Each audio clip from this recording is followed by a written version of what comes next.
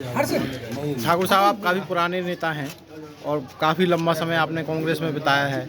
उसके बाद बीजेपी में भी गए और अब बसपा की टिकट पे आप चुनाव लड़ रहे हैं। तो किन मुद्दों के आधार पे आप चुनाव लड़ रहे हैं? बेरोजगारी, महंगाई, विकास नहीं हो रहे।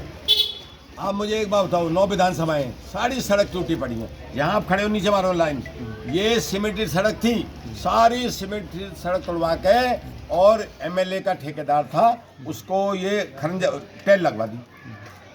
पीने का पानी और सीवर का मिल के आ रहा। आप यहाँ टोटी खोल के देख लो किसी घर पे भी। जो एक बात बताओ, एमएलए और एमपी का काम क्या है? पानी, बिजली, सड़क और बेरोजगारी। महंगाई चरम सीमा पे है। ये तो बाबूजी सरमाएदारों की पार्टी है दोनों। ये तो एक विधानसभा में तो दूसरे विधानसभा में नहीं जाते। मैं तो पिछले 40 साल से लोगों के बीच में रहता हूँ, किसानों के बीच में लड़ाई लड़ता रहता हूँ। 36 बिरादरी की लड़ाई लड़ी है मैंने 40 साल में।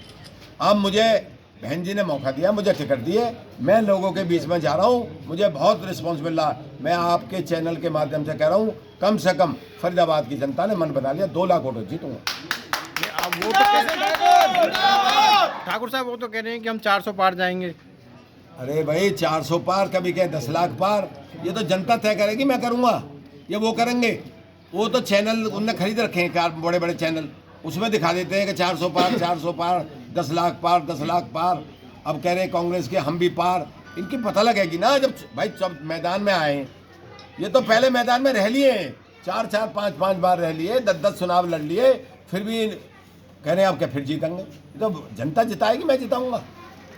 मेरे से ज़्यादा तो आप जानते हो। आप दोनों नेताओं के साथ लंबा समय आपने बिताया है, तो क्या हुआ कि आप भाई सच्चाई तो ये है। देखो मैं बताऊँ, इनको कांग्रेस के कैंडिडेट को तो मेरे सामने लड़ना ही नहीं चाहिए। मेरी तो 2 महीने पहले टिकट बहन जी ने कर दी है। अगर ये फिर भी लड़ रहे हैं तो मुरली वाला है ना, ये सबका फैसला करता है। ये तिल्लो की नाथ। और ये जो नौजवान खड़े हैं, ये भी देश को घुमाने वाले हैं। ये ऐसे घुमा देंगे, पता भी नहीं लगा कि कहाँ चले गए ये कैंडिडेट। इन्हें वोट मिलनी है, डिब्बा खाली मिलेंगे इनके। ये ढूंढते फिरेंगे वोट है ना डिब्बा में। देखना आप। तो क्या मुद्दे रहेंगे आपके चुनाव? मुद्दे, बेरोजगारी पहला मुद्दा। लड़के डिग्री को जेब में रखे डोल लें। 5 लाख नौजवान डिग्री, नौकरी नहीं है। और मैं आपके संग दावे के साथ कहता हूँ, 1 साल में प्राइवेट सेक्टर में अगर 50,000 बच्चे नहीं लगाऊं तो मैं आपको शकल नहीं दिखाऊंगा।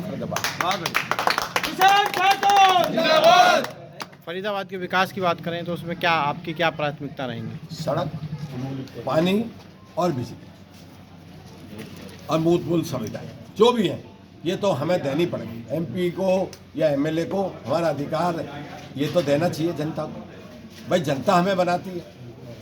और मैं तो भगवान को, बंसी वाले को साक्षी मान के कह रहा हूँ, काया पलट दूंगा 1 साल में ही। फरीदाबाद का काया पलट दूंगा। मुझे अपने घर तो भरना नहीं है।